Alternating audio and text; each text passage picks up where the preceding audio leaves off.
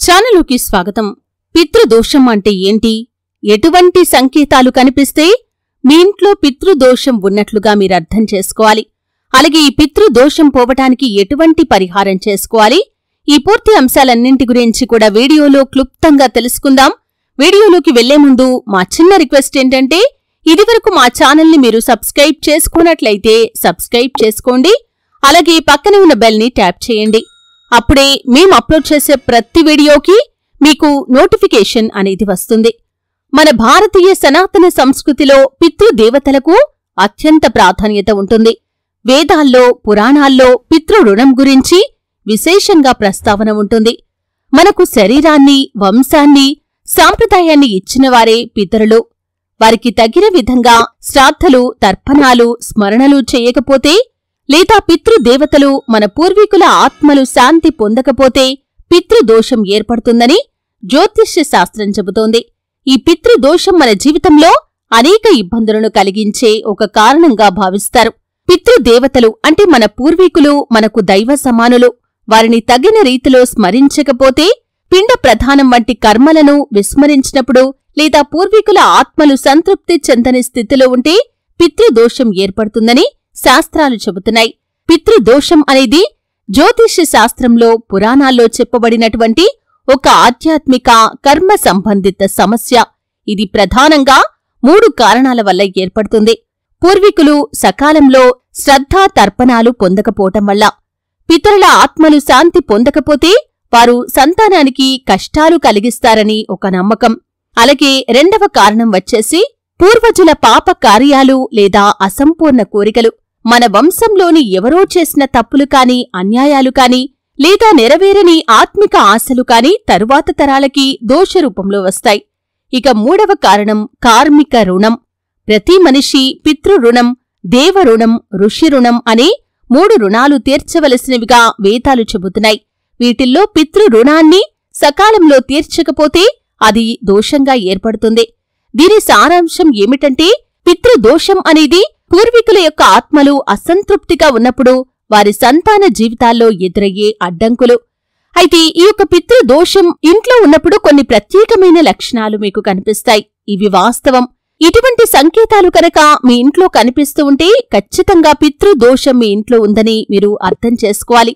దాంట్లో ఒక సంకేతం వచ్చేసి సంతానలేమి. వివాహం అయినా కాని సంతానం కలగకపోవటం, పిల్లలు పుట్టినా కాని ఎక్కువ కాలం బ్రతకకపోవటం, ఎన్నో ఏళ్లు గడుస్తున్నా పిల్లలు కలగకపోవటం, పుట్టిన పిల్లలు వెంటనే మరణించటం, అనేక రకాల అనారోగ్య సమస్యలతో వారి బ్రతికే భారంగా మారటం. అలాగే వంశవృద్ధి అడ్డంకులు, కుటుంబం విస్తరించకపోవటం, తరతరాలుగా సంతానం లేక వంశం ఆగిపోవటం. అంటే తరతరాలుగా వారి యొక్క జీవితంలో ఈ విధంగా సంతానలేమి సమస్యలను ఎదుర్కొంటూ ఉంటే కనుక పితృదోషం ఉన్నట్లుగా అర్థం చేసుకోవాలి. అలాగే కుటుంబ కలహాలు కూడా పితృదోషానికి ఒక సంకేతంగా చెప్పబడతాయి. అన్నతమ్ముళ్ల మధ్య, అత్తామామల మధ్య కలహాలు తరచుగా రావటం, కుటుంబం ఏకంగా లేక విభేదాలు పెరగటం కూడా పితృదోషం ఉందని చెప్పేటటువంటి ఒక ప్రధానమైన సంకేతం. అలాగే ఆర్థిక సమస్యలు, డబ్బు వచ్చినా కాని నిలువలేకపోవటం, అప్పులు పెరుగుతూ పోవటం, అనూహ్యమైన నష్టాలు జరగటం, మీరు దేంట్లో కాలు పెట్టినా కాని ఏదో ఒక నష్టం సంభవించటం, ఈ విధంగా ఎన్నో రకాల ఆర్థిక సమస్యలు మిమ్మల్ని చుట్టుముడుతున్నట్లయితే కూడా పితృదోషం మీ ఇంట్లో ఉందని మీరు అర్థం చేసుకోవాలి. అలాగే మరొక సంకేతం ఆరోగ్య సమస్యలు. ఇంట్లో ప్రతి ఒక్కరికి కూడా అనారోగ్య సమస్యలు తలెత్తటం, చికిత్స చేసినా కాని ఆ యొక్క అనారోగ్యాలు తొలగిపోకపోవటం, ఈ విధంగా ఇటువంటి అనారోగ్య సమస్యలు మీకు, మీ కుటుంబ సభ్యులకి కనిపిస్తే కూడా పితృదోషం మీ ఇంట్లో ఉందని మీరు అర్థం చేసుకోవాలి. అలాగే అకాల మరణాలు. ఈ విధంగా అకాల మరణాలు ఇంట్లో సంభవిస్తే కదా పితృదోషం ఉందని అర్థం చేసుకోవాలి.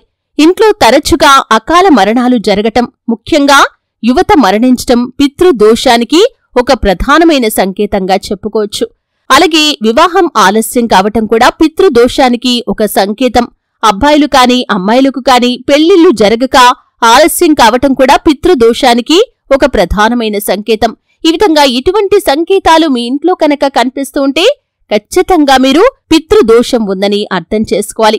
అంటే సంతానలేమి ఉండటం, అలాగే వంశవృద్ధికి అడ్డంకులు రావటం, కుటుంబంలో కలహాలు తలెత్తటం, ఆర్థిక సమస్యలు, అనారోగ్య సమస్యలు, అకాల మరణాలు, వివాహం ఆలస్యం కావటం, ఇటువంటి సంకేతాలు మీ ఇంట్లో కనుక ఉన్నట్లయితే పితృదోషం ఉందని మీరు అర్థం చేసుకోవాలి.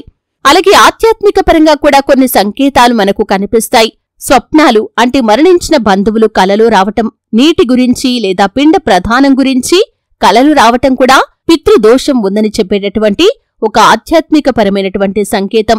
దేవాలయాల్లో ఇంటి పూజల్లో సమస్యలు రావటం కూడా పితృదోషం ఉందని చెప్పటానికి ఒక సంకేతం. దీపాలు ఆరిపోవటం, హఠాత్తుగా కుండలు పగలటం కూడా పితృదోషం ఉందని చెప్పేటటువంటి ఒక సంకేతం. ఇంట్లో పక్షుల కేకలు వినిపించటం, కాకుల అరుపులు విపరీతంగా వినిపించటం కూడా పితృదోషం ఉందని చెప్పేటటువంటి ఒక సంకేతం. ఇంటి చుట్టూ వింత వాతావరణం ఉండటం కూడా పితృదోషం ఉందని చెప్పేటటువంటి సంకేతం. ఈ విధంగా ఇటువంటి సంకేతాలు కనిపిస్తే కూడా మీ ఇంట్లో పితృదోషం ఉందని మీరు అర్థం చేసుకోవాలి.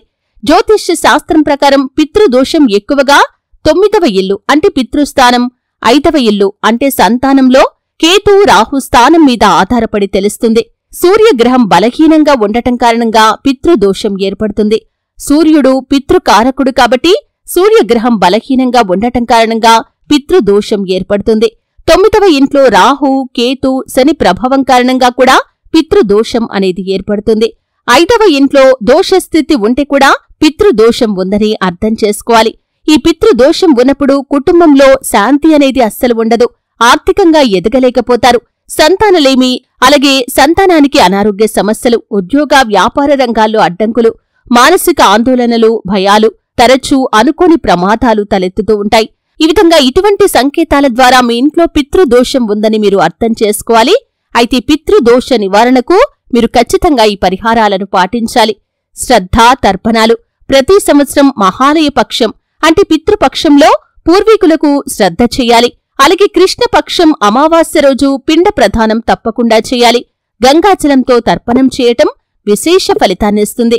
అలాగే పుణ్యక్షేత్రాల్లో పూజలు చేయటం అంటే గయా, కాశీ, గోకర్ణం, రామేశ్వరం, గయా సరోవరం వంటి పుణ్యక్షేత్రాల్లో పిండ ప్రధానం చేయాలి. దక్షిణ కాశీగా పేరుగాంచినటువంటి పితృపురిలో పూజ చేస్తే కూడా మంచి ఫలితం ఉంటుంది. అలాగే ఆహారాన్ని దానం చేయటం, గోవు దానం, వస్త్రదానం, భూమిదానం పూర్వీకులకు శాంతిని కలిగిస్తాయి. బీదలకు అన్నదానం చేయటం ద్వారా, వృద్ధాశ్రమాల్లో ఆహారం పెట్టడం ద్వారా కూడా పితృదోషం నుండి మీకు విముక్తి లభిస్తుంది. పితృసూక్తం పారాయణ చెయ్యాలి. ఋగ్వేదంలోని పితృసూక్తాన్ని పఠించాలి. ఓం నమో భగవతే వాసుదేవాయ అనే మంత్రాన్ని పఠించటం చాలా శ్రేయస్కరం. అలాగే ప్రతి అమావాస్య రోజున గంగాజలంతో తర్పణం చేయాలి. కాకులకు పిండి, అన్నం పెట్టాలి. అలాగే నిత్యం పూర్వీకులను స్మరించుకుంటూ ఇంట్లో పూజలు చేసుకోవాలి. ఇంట్లో పితరుల ఫోటోలు, జ్ఞాపకాలను మీరు గౌరవించాలి.